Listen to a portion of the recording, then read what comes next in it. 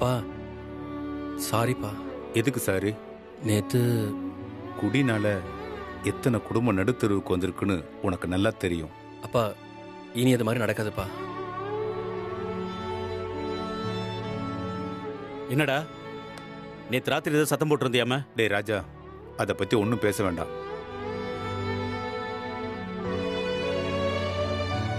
அம்மா சாரிம்மா. உண்மையதாம்மா சொல்றேன். என்ன மன்னிச்சிருமா. அம்மா இனிமே அந்த மாதிரி பண்ண மாட்டேம்மா. ரவி, பணத்துக்கு என்ன பண்றதுன்னு யோசிச்சியா? எனக்கு தெரிஞ்சு இப்போதைக்கு ஒரே ஒரு வழிதான் இருக்கு. என்னது? பணத்தை மாமா கிட்டே வாங்கிடலான் இருக்கேன். அவர்கிட்ட ஏற்கனவே வாங்கினதை திருப்பி கொடுத்துட்டியா?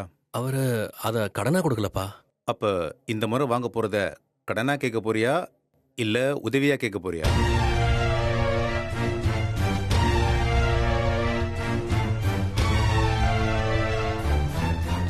ரெண்டும் தான். அவர்கிட்ட நீ கேட்க வேண்டாம்.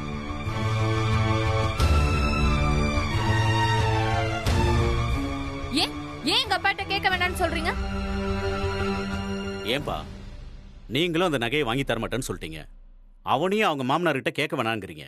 அவன் என்னதான் பண்ணுவான்? ஒரு நிமிஷம் இருங்க.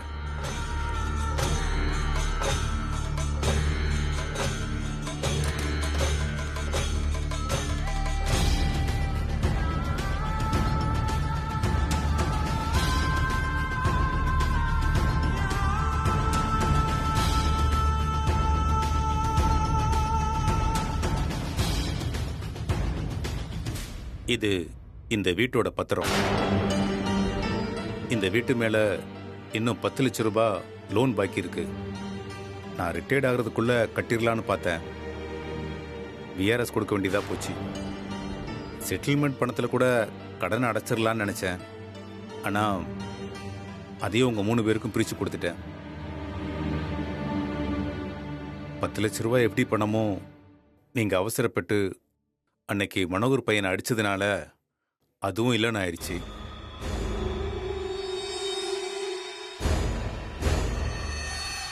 அதனால இப்போ என்ன சொல்ல வரீங்க? இந்த வீட்டை விற்கலான் இருக்கேன்.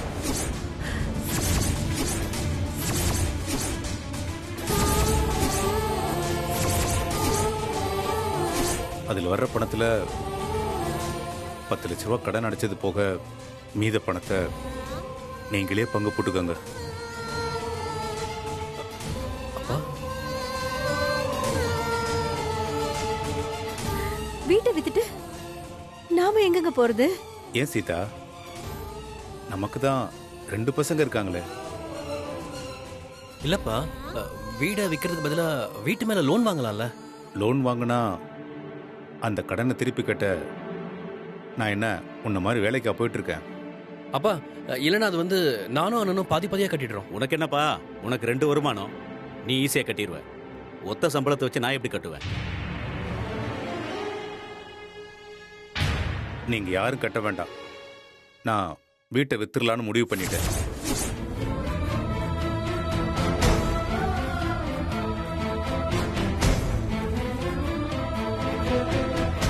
என்னங்க, நீங்க யோசிச்சுதான் இத சொல்றீங்களா? நேத்து முழுக்க யோசிச்சேன் சீதா. இதனால என் புள்ள குடிகாரன் ஆகாம இருந்தா அதுவே எனக்கு போதும்.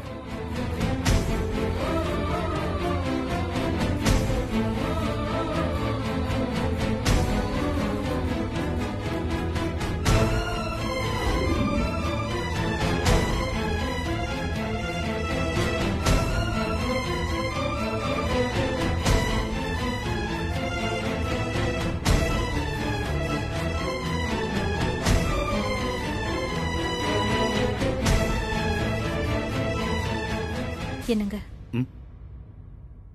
நான் கேக்குறேனேன்னு தப்பா நினைச்சுக்காதீங்க. நீ என்ன கேட்க போறன்னு எனக்கு தெரியும் சீதா. நல்லா யோசிச்சுதான் நீங்க இந்த முடிவு எடுத்தீங்களா? உன்னொரு வார்த்தை நான் கேட்டிருக்கணும்ல. ஐயோ, நான் அதுக்காக கேட்கலங்க. நான் கேட்டிருக்கணும் சீதா. நீங்க கேட்டிருந்தாலும் உங்க முடிவுக்கு குறுக்க நான் நின்னு இருக்க மாட்டேங்க.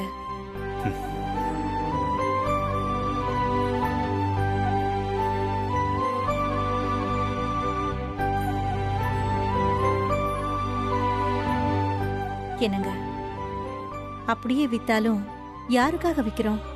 நம்ம பசங்களுக்காகத்தானே. நானும் அந்த ஒரு விஷயத்தை நினைச்சுதான் மனசை தேத்திக்கிறேன். ரவிக்கு கடையில திடீர்னு இப்படி ஆகும்னு யாரும் எதிர்பார்க்கல. நேத்து நைட்டு அவன் குடிச்சிட்டு வந்து அழுகிறத பார்த்து என்னால தாங்கிக்கவே முடியல சீதா. அவன் இப்படி பண்ணுவான்னு நானும் கொஞ்சம் கூட எதிர்பார்க்கவே இல்லைங்க. ஒரு அப்பாவா என் கடமையை முழுசா செய்ய தவறிட்டேன்னு குற்ற உணர்ச்சியா இருக்கு. நம்ம பசங்களோட கண்ணீருக்கு முன்னால நமக்கு எதுவுமே பெருசு இல்லைன்னு அப்பவே முடிவு பண்ணிட்டேன்.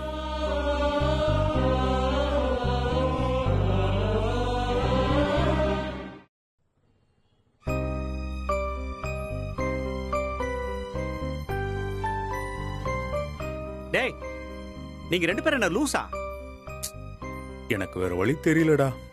டேய், 30 வருஷமா உழைச்சு குருவி சேர்க்கிற மாதிரி சேர்த்து கட்டின வீட்டை உன் பிள்ளைங்க கேக்குறாங்கிறதுக்காக ஒரே நாள்ல விற்க போறியா?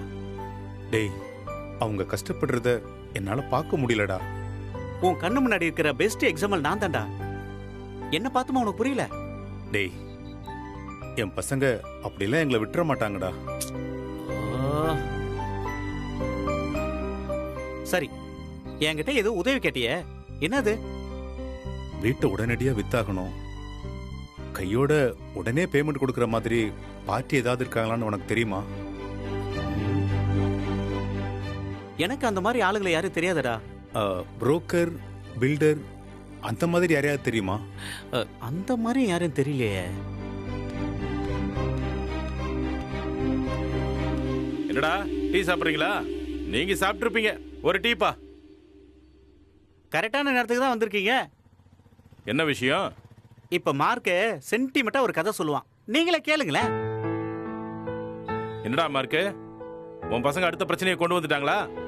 எப்படின்னா நீங்க கரெக்டா அடிக்கிறீங்க? இவன் வீக்னஸ் தான் நமக்கு தெரிஞ்சதாச்சே. சொல்லு மார்க்கு, உன் பசங்களுக்கு இப்ப என்ன வேணுமா? வீட்டை விற்க போறானாமா.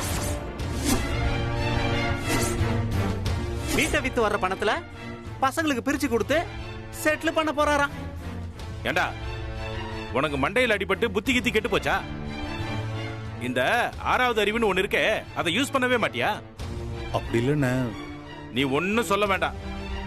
என் பையன் அழுறான் கதறான்னு ஏதாவது புதுசா கதை சொல்லுவ, அப்படிதானே? கவலையில குடிச்சிட்டு வந்து அழுதானாமா இவர் பையன். குடிச்சிட்டு வந்தா செவிலு மலையா 2 விட்டு புத்திமதி சொல்றதை விட்டுட்டு இப்படி வீட்டை வித்து கொடுப்பியா?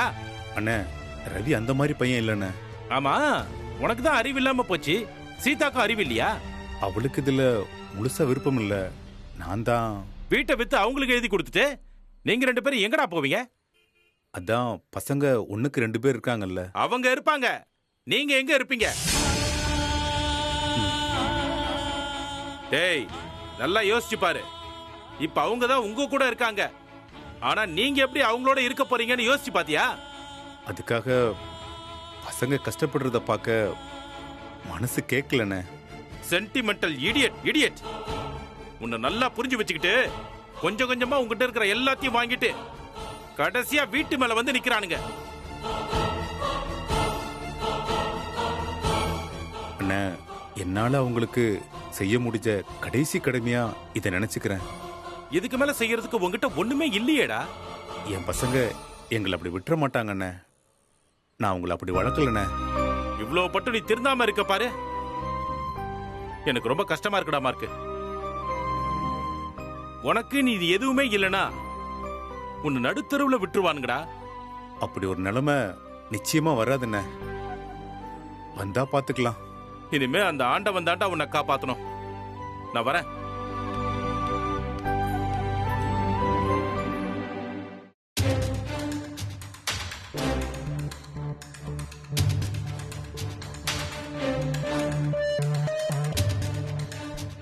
டே ராஜா, அம்மா, என்னடா நானும் பாத்துக்கிட்டு இருக்கேன். ரொம்ப நேரமா குட்டி போட்ட பூனை மாதிரி சுத்திக்கிட்டே இருக்கிற. அப்பா இந்த வீட்டை விற்கலாம்னு சொல்லிட்டு இருந்தார்ல, ஆமா, அது விஷயமா ஒரு லேண்ட் புரோக்கரை வர சொல்லியிருக்கேன். நேரத்துக்கு வந்திருக்கணும், ஆளை காணாதான் வெயிட் பண்ணிட்டு இருக்கமா. இதுக்கு மட்டும் ரொம்ப வேகமா வேலை பாப்பானே. சார் சார் வாங்கண்ணே. வணக்கம் தம்பி. வணக்கம். உங்களுக்காக தான் வெயிட்டிங். உட்காருங்க உட்காருங்க. பா பா வாங்க. ரவி வா, வெளியில வா. உட்காருங்கப்பா. இவர் ரியல் எஸ்டேட்லாம் பண்றாரு. வணக்கம் சார். யாருன்னு இவரு? டே ரவி, வீடு சேல்ஸ் விஷயமா வந்திருக்காங்க. வணக்கம் தம்பி. வணக்கம். பா, நம்ம வீட்டை வைக்கலாம்னு பேசிட்டு இருந்தோம்ல, அதான் இவர்கிட்ட நிறைய பார்ட்டி இருக்கான், அதான் பேசி முடிக்கலாம்னு வர சொன்னப்பா. வீடு யார் பேர்ல இருக்கு? அப்பா பேர்ல தான் இருக்கு. வேற யாருக்கும் எந்த பங்கும் இல்லையே? இல்ல. வில்லங்க எதுவும் இருக்கா? அதெல்லாம் எதுவும் கிடையாது. வேணும்னா நீங்க ஈஸி போட்டு பாத்துக்கங்க. நீங்க எது இல்லைன்னு சொன்னாலும் வாங்குற பார்ட்டி போட்டு தான் பாப்பாங்க. ஓகே. ஒரு தகவலுக்காக கேட்கறது தான். சரி சரி சரி. வீடு எவ்வளவுக்கு போகும்? சரியான இடம் தம்பி. தனி வீடு. இந்த ஏரியாவை பொறுத்த வரைக்கும் 45 லட்சத்துல இருந்து 50 வரைக்கும் போகும். ஓ, சூப்பர்ண்ணா. எவ்வளவு சீக்கிரத்துல முடிக்க முடியும் சார்? தம்பியோட ஆர்வத்தை பார்த்தா இன்னைக்கே பணம் தேவைப்படும் போலயே. அவன் ஒன்றும் தப்பா கேட்கல. எப்போ முடிச்சு தருவீங்க? 45-50க்கு முடிக்கணும்னா உங்க மாதிரி பார்ட்டி கிட்ட தான் போகணும். உடனே முடிக்கணும்னா ரியல் எஸ்டேட் பில்டர்ஸ் கிட்ட தான் போகணும். சார், ரெண்டுக்கும் என்ன சார் வித்தியாசம்? பார்ட்டினா 4 இடம் இல்ல 40 இடத்துக்கு போகணும். கொஞ்சம் டைம் ஆகும். ரேட்டை இழுத்து பிடிச்சு பேசணும். டோக்கன் அட்வான்ஸ் போட்டுட்டு 3 மாசம் டைம் கேட்பாங்க. இவ்வளவு இருக்கு. பில்டர்னா வீட்டை பார்த்து பிடிச்சிருந்தா அடுத்த நாளே முடிச்சிருவாங்க. அப்ப அவங்களே பாருங்க சார். அதுல பாருங்க, அந்த மாதிரி டீலர் கிட்ட போனா நாம எதிர்பார்த்த ரேட் வராது. 30-35 லட்சத்துக்கு தான் முடியும். உடனே கிரையம் பண்ணிடுவாங்க.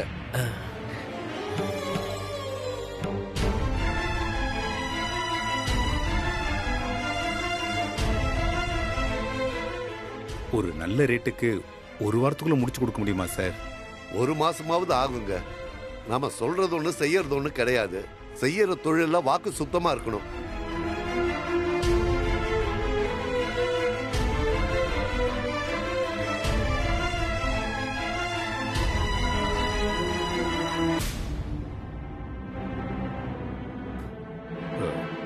உடனே செட்டில்மெண்ட் பண்ற மாதிரி கொஞ்சம் பேசி முடிங்க. அப்பா என்னப்பா, கொஞ்சம் யோசிச்சு சொல்லுங்கப்பா. 10ல இருந்து 15 லட்சம் ரூபாய் லாஸ் ஆகுங்கிறாரு அவரு. டே ராஜா, மறுபடியும் சம்பாதிச்சுக்கலாம்டா. சரி, நீங்க ஏற்பாடு பண்ணுங்க. அவ்வளோ நஷ்டத்துக்கு விற்கணுமா? ஏன் சீதா, பசங்க மேல நம்பிக்கை இல்லையா என்ன? இப்ப இதை கொடுத்தா இவங்க பல மடங்கு சம்பாதிப்பாங்க. அதுக்கு இல்லைங்க. லாபத்துக்கு விற்கிறதுக்கு நாம என்ன ரியல் எஸ்டேட் பிசினஸா பண்றோம்? சரி, நீங்க உடனே ஆக வேண்டியதை பாருங்க. நான் வீட்டை ஒரு போட்டோ எடுத்துக்கலாமா? எடுத்துக்கங்க.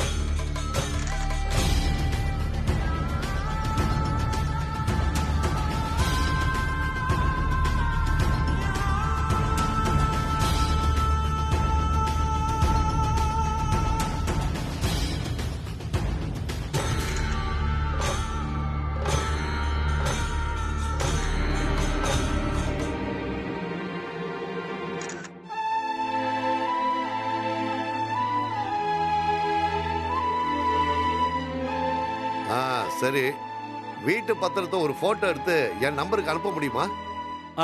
அதை நான் அனுப்பி விட்டுறேன். நல்லதுங்க. அப்ப நல்ல செய்தியோட நான் இன்னைக்கு சாயங்காலமோ இல்ல நாளைக்கு காலையிலோ வரேங்க. வாங்க.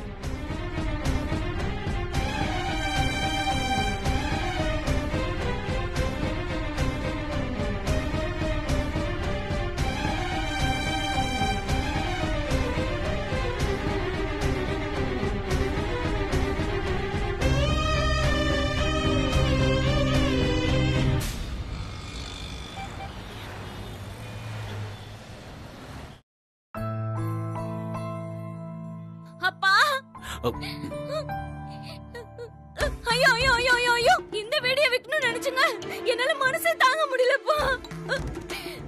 என்னப்பா இப்படி பண்ணிட்டீங்களேப்பா? என்னப்பா ராஜா ராணி மாதிரி இருந்த வீடாச்சு, இதை அப்பா விற்க போறீங்க?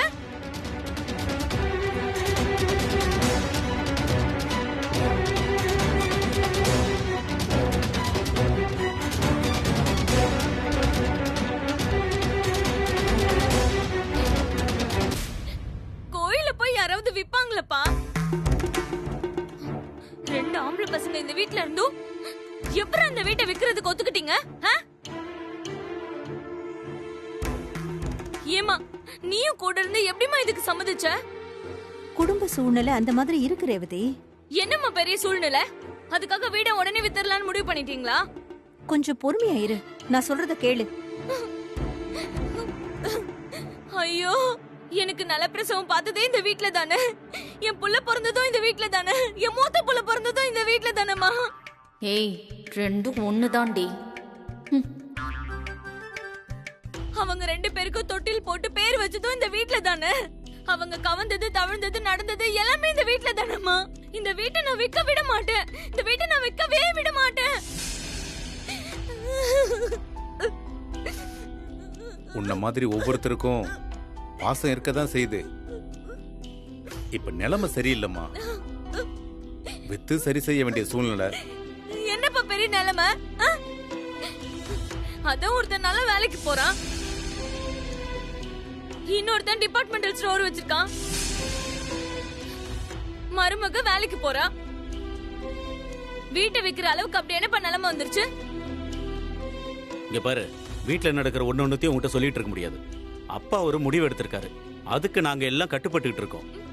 இதுல தேவையில்லாம நீ உள்ள வந்து கலாட்டா பண்ணிக்கிட்டு இருக்காத. ஏண்டா என்னடா வீட்டை விற்க கூடாதுன்னு ஒரு அக்கறையில சொன்னா நான் கலாட்டா பண்றேன்னு பேசிட்டு இருக்கேன்?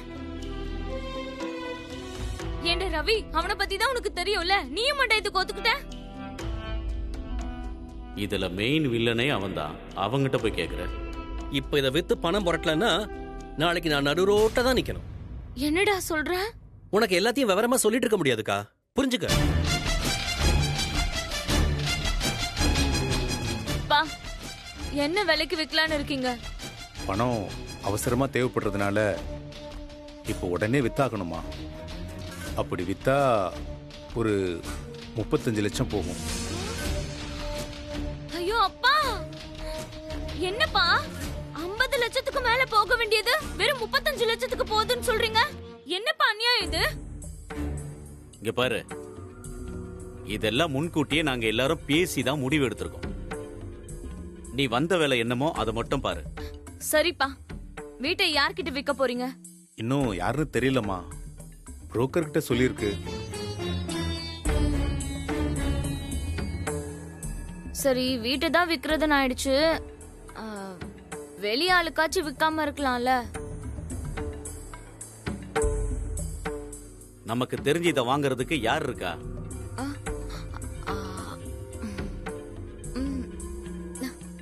அம்மா, தப்பா எடுத்துக்கலன்னா நான் ஒன்னு சொல்லட்டுமா? என்ன? 35 லட்சம்னு சொல்றீங்க, ஏதோ 1-2 முன்ன பின்ன கொஞ்சம் பேசி குறைச்சு கொடுத்தா?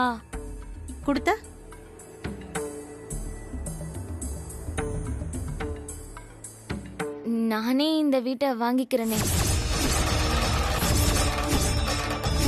அட்ரஸ் சக்க